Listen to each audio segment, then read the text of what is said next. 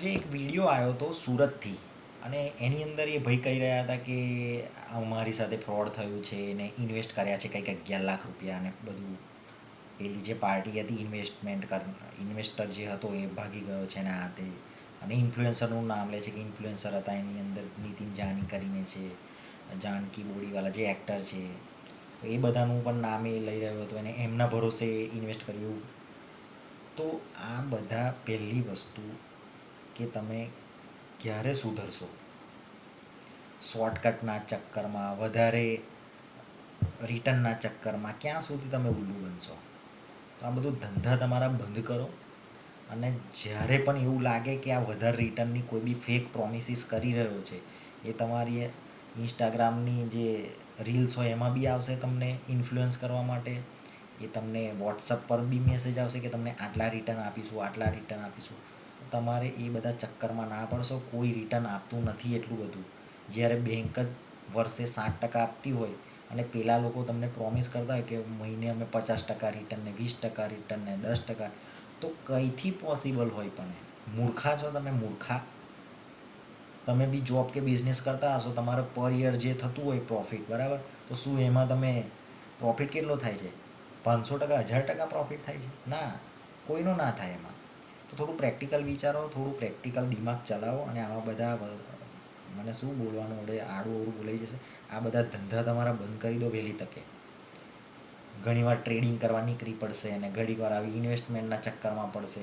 ઘણીવાર ફોન કરીને પેલા લોકો આવે ને, જે આટલું ડબલ કરી આપીશું, ટ્રિપલ કરી, તો તમે પહેલાં કરો ને ડબલ તમારું, એવું તમારે કહેવાનું હોય. આ બધા ચક્કરમાં ના પડશો. શોર્ટકટ કોઈ લાઈફમાં છે જ નહીં પહેલાં પૈસા કમાવાનો. તમારે હાર્ડવર્ક જ કરવું પડશે. અને એટલું શોર્ટકટ નહીં કે તમે ડબલ ને 4 ગણા નહીં. ચલો ડિસન્ટ અમાઉન્ટ હોય તમારી પાસે, તો તમે એક ડિસન્ટ અમાઉન્ટ રિટર્ન એક્સપેક્ટ કરી શકો, એનાથી વધારે નહીં. આ તો એવી વાત થઈ ગઈ કે તમે 10 રૂપિયાનો બિઝનેસ નાખો છો અને 1 લાખ રૂપિયાનો પ્રોફિટની આશા રાખો છો. આ પોસિબલ થાય કોઈ દિવસ? તમે વિચારો પહેલાં.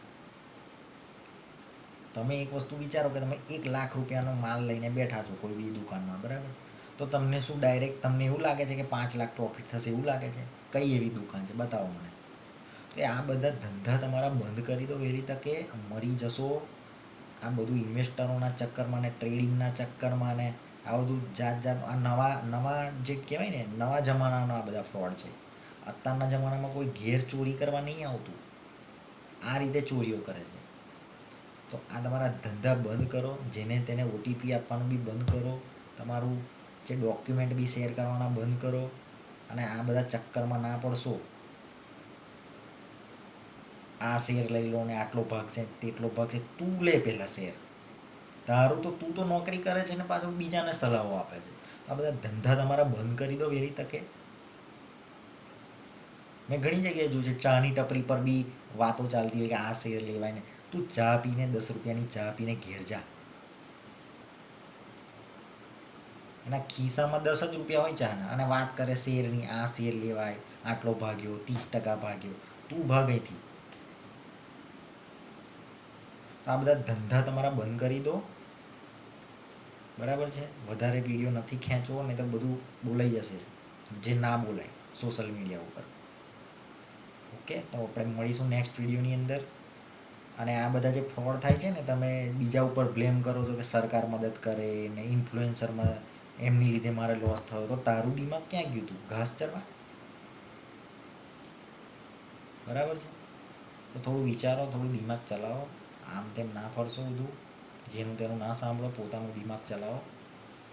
જે બી પૈસા હોય ને એક સારી જગ્યાએ ઇન્વેસ્ટ કરો કે જેમાં ફ્રોડ થવાના ચાન્સીસ ના હોય.